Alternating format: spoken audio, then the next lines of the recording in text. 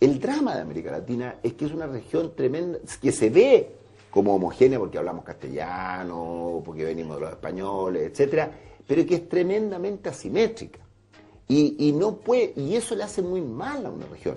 540 millones de habitantes, si tuvieran mayor simetría, tendrían una posibilidad de desarrollo tremendamente grande.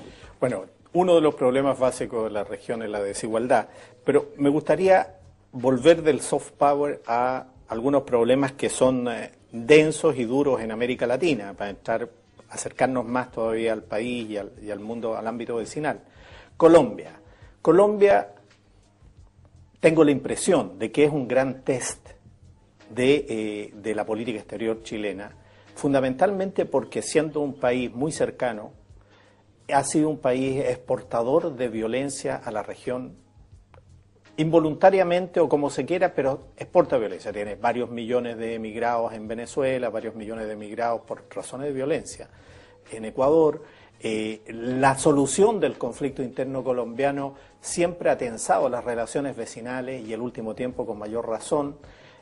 Ha habido además una posición ambigua de las fuerzas políticas democráticas en la región completa para calificar, ¿no es cierto?, la guerrilla colombiana como un grupo que no respeta los derechos humanos, que no tiene aspiraciones, digamos, de construcción de Estado, sino de mantención de conflictos, que tiene prácticas criminales como el secuestro y el canje, en fin, por precio de la venta incluso de prisioneros.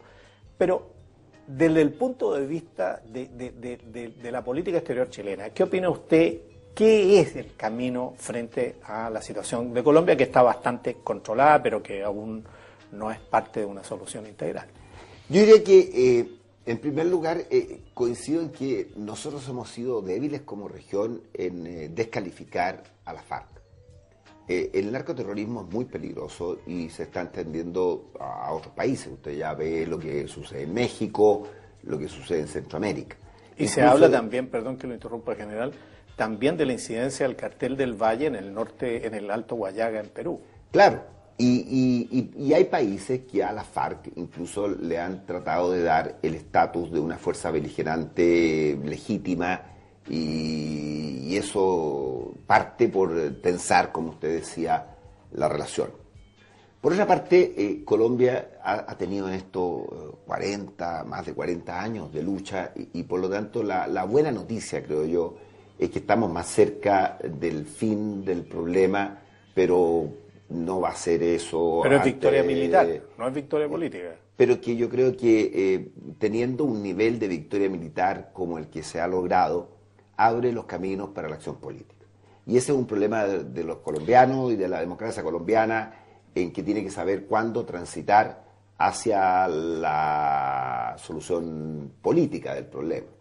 Pero no puede, o sea, hace 3 años atrás era absolutamente inviable, hoy día es más factible, ellos dirán cuándo tienen que dar el paso, pero sin duda cuando ya está en una fase, yo no quiero ser tan auspicioso para el término, pero yo diría está muy degradada la guerrilla, se está en posibilidad ya de empezar a pensar en el doble camino, el camino de la fuerza y el camino de la diplomacia. Al respecto, general... Pero yo le contesté lo que creía que tenía que hacer Chile. Chile yo creo que tiene que ser un buen aliado con Colombia y con su gobierno democrático. Además que es un gobierno democrático que obtiene casi el 70% de los votos, y que cada día está más preocupado de legitimar su acción en cuanto a la guerrilla, lo cual no es fácil en un ambiente como ese. Y hay un tercer elemento que quiero destacar, que pese a todo, Colombia, por ejemplo, es el principal destino de nuestras exportaciones. Y Colombia es el país que más creció en cuanto a creció 12 puntos en el mundo en cuanto a su ubicación relativa, en cuanto a dar facilidades a la inversión, etcétera. ¿Por qué? Porque quirúrgicamente tomó cuáles eran los problemas que estaban habiendo de impuestos, de aranceles, de facilidades administrativas, tributarias, etcétera, para que se haga confiable ir a Colombia, invertir en Colombia, emprender en Colombia. Porque cualquiera que diría que tienen esa guerra, yo diría, yo no me voy a meter a Colombia. Y el resultado es que Colombia es de los países de América Latina que va a la delantera de esto.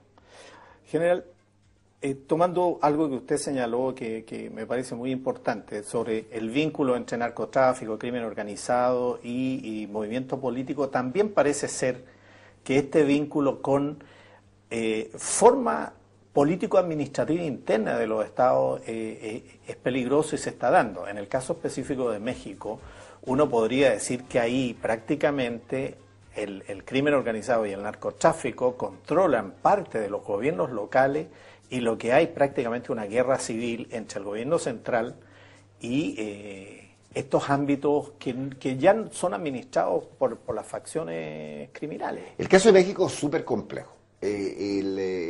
Su mismo carácter federal hace que también sea difícil que el gobierno central aplique unitariamente medidas de reforma del Estado para depurar un Estado que está infiltrado por estos movimientos. La resolución del presidente Calderón de emplear a las Fuerzas Armadas demuestra el fracaso del sistema judicial y de la policía. A mí no me gustan las Fuerzas Armadas mezcladas en temas de seguridad. Fíjese que en Ciudad Juárez han muerto 19.000 personas en los últimos 3 años, lo que es una cuota increíble. Digamos, en Irak murieron 19.000 soldados, menos de 19.000 soldados. O sea, nos impacta Irak y no nos impacta México, que está aquí al lado. Entonces, el punto, nosotros en la Católica tuvimos hace un mes atrás, por 3 semanas, a 120 jueces mexicanos que eligieron Chile y la Universidad Taft, con la cual trabajamos, para venir a conocer de nuestra reforma procesal penal. Ahí tiene un tema usted importante, de la exportación de buenas prácticas, de soft power. Pero a lo que voy, la reforma procesal en México, penal que se hizo, que es muy parecida a la nuestra, se adopta en la Constitución, pero de todos los estados mexicanos, creo que hay 3 o 4 que lo han adoptado, y tienen una complejidad tremenda para aplicarla. Y lo vimos con esos jueces, y yo creo que van por el recto camino, ir a ver el sistema. Pero en México hay 2.000 entidades policiales. Aquí conocemos a Carabineros de Investigaciones con procedimientos homologables y además que están en el más alto grado de confianza de la sociedad. Entonces, ¿cómo van a aplicar esa reforma procesal penal? Entonces, un Estado eficiente en temas de esta naturaleza, alejado de la corrupción, alejado de toda la penetración que le hace tan mal a instituciones de carácter judicial, político o jurídico, es vital. Y un país tan importante como México y de tanta potencialidad como México, vemos que está dando una lucha atípica con fuerzas que no están para el efecto ante la derrota de todos los otros. O sea, esta es la última fase que se están jugando para normalizar una situación. General, nos queda poco tiempo, muy poquito, pero no quiero pasar por alto esta oportunidad de plantearle un tema y pedirle su opinión, porque creo que es un problema de opciones, además, no políticas, no solamente técnicas.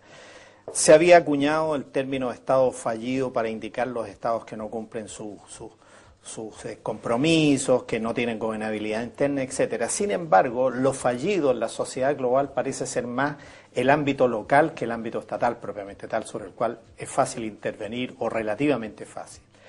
Asimismo, la seguridad en términos globales adopta el carácter de colectiva o tiende a adoptar el carácter de colectiva con 2 opciones, o colectiva multilateral con reglamentos, qué sé yo, o colectiva por compliance, es decir, por sometimiento a la fuerza hegemónica. ¿Cuál es su posición? ¿Qué opina usted sobre seguridad colectiva, el Estado fallido local y la posibilidad incluso de darle a la intervención o a la fuerza humanitaria un carácter un poquito más profundo en materia de seguridad?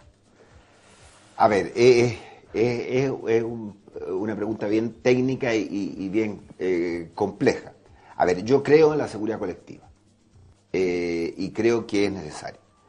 En América Latina tenemos un grave problema de seguridad colectiva, que el tratado que rige nuestra seguridad colectiva es el TIAR, que, o sea, nosotros somos colectivamente asociados en seguridad para un tema que terminó, que era el comunismo. Y no somos asociados colectivamente en seguridad para los temas de seguridad de hoy. Y lo quiero dejar ahí porque yo creo que eso es súper sintético y la gente que de repente no entiende lo que es seguridad colectiva. Y eso es tenemos múltiples cumbres que han dado la disposición a los diferentes países, a los organismos multilaterales y a la OEA para que actualicemos nuestra seguridad colectiva, y estamos con un tratado añejo de seguridad colectiva. O sea, en América Latina no formamos parte de la seguridad colectiva porque nadie nos va a venir a atacar del bloque de la Unión Soviética. En cambio, si tuviéramos que defendernos contra los flagelos que estábamos hablando antes, no podemos actuar colectivamente porque no nos hemos comprometido colectivamente a ver qué vamos a enfrentar colectivamente de las nuevas amenazas. ¿Y cuál es el enfoque futuro, general? El futuro es que deberíamos transitar hacia definir eso, y en un programa como este no lo podríamos delinear, pero yo soy de los que viene trabajando hace mucho tiempo por tratar de hacerlo y no hemos sido capaces de hacerlo. Lo segundo, el tema, me plantea usted, de los estados fallidos. Los estados fallidos son fallidos por el concepto a nivel de Estado y a nivel de sociedad y a nivel de grupos intermedios y a nivel de instituciones. El caso más típico es Haití, pero no es el único. Nosotros ponemos a Haití como estado fallido, pero a mi juicio también son estados fallidos los que en su democracia, en el ejercicio, tienen graves carencias. Y yo creo que ahí hay una gran demanda de América Latina. Porque nosotros ponemos a Haití porque son pobres, porque son esto, porque son el otro. Pero tenemos muchos otros estados que tienen fallas. Y ahí está la gracia de Chile de haber entrado a la OCDE. Porque la OCDE no es el club de los países ricos, es el club de los países que pueden llegar a ser desarrollados. Y nosotros no calificamos en todo. Yo acabo de, no estoy promocionando un libro, de editar un libro con otros dos profesores, uno de Salamanca y uno de Chile, que trata 20 artículos de aquellos estándares que nos faltan, incluso en Chile. Y la gracia de la OECD es que le pone normas, reglas y estándares. Entonces a nosotros nos va a obligar a calificar allí donde no calificamos, para jugar allí. Y yo lo que, en cuanto a cómo salir de los estados fallidos, creo en dos cosas. En el apoyo al que aludíamos con el soft power, de aquella exportación de buenas prácticas que estados no fallidos podríamos hacer con mayor generosidad y con mayor iniciativa.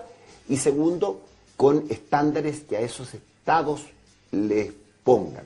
Nosotros fuimos muy críticos cuando el Banco Mundial, el FMI, nos decía en cuánto podíamos endeudarnos, cuánto podíamos crecer. Yo estuve en Europa con las normas de Maastricht, cuando se dijo, si usted quiere ser miembro de la Unión Europea, señor, cumpla 5 normas en cuanto a deuda pública, en cuanto a 5 factores vitales. Esas cosas son buenas, porque no quieren decir intervención, sino que, lo voy a decir en palabras sencillas, hay que subir el nivel a aquellos estándares que me permiten jugar y ahí dejaríamos de tener estados fallidos. Y finalmente, los estados fallidos tienen un grave déficit de problema cultural. Son fallidos porque culturalmente tienen unas carencias que no han podido. Muchas gracias, general. Se nos hizo corto el tiempo. Sí, pues muy agradable, muy agradable, esta iniciativa del Mostrador de incursionar en la televisión me parece muy interesante. Y siempre se nos quedaron un montón de temas en el tintero, pero esperamos tenerlo nuevamente en este set para conversar de otros temas. Muy buenas tardes, esta ha sido la entrevista. Le damos las gracias al profesor, lo recibí como general y ahora como profesor. Gracias. Juan Emilio Cheire, director, fundador del Instituto de Estudios Internacionales de la Universidad Católica. En un segundo vamos con nuestra entrevista. Muchas gracias.